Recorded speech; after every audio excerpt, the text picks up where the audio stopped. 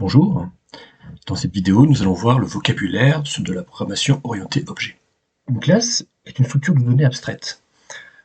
Pour simplifier les choses, on peut considérer qu'elle regroupe deux informations sur ces données. Premièrement, les caractéristiques sur ces données qu'on appelle les attributs. Deuxièmement, l'ensemble des actions applicables sur ces données qu'on appelle les méthodes. Un objet, ça va simplement être un élément issu d'une classe. Et donc à ce moment-là, on peut aussi parler d'instance de la classe. On peut créer plusieurs objets à l'issue de la même classe. Pour créer un objet, on utilise un constructeur. C'est une des méthodes définies dans la classe. Cette méthode, le constructeur, va initialiser l'ensemble des attributs de l'objet. Donc les deux objets vont avoir des attributs ayant des valeurs qui peuvent différer.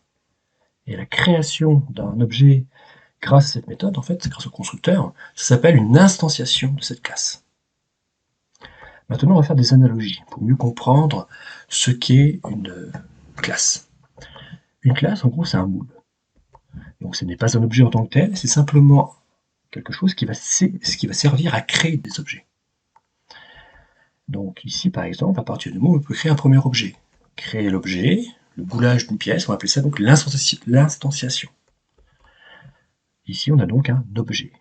En gros, un objet, c'est une pièce sortant du moule. On peut créer d'autres objets à partir du même moule. Si on regarde justement ces différents objets, ils vont pouvoir varier suivant des attributs. Par exemple, ici, la couleur de la pièce.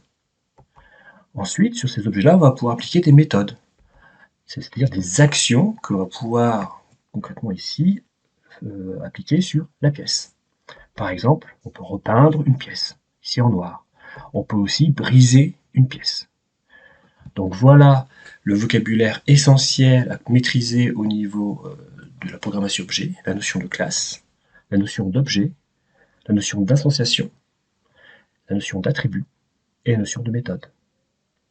Voilà pour cette vidéo. À bientôt.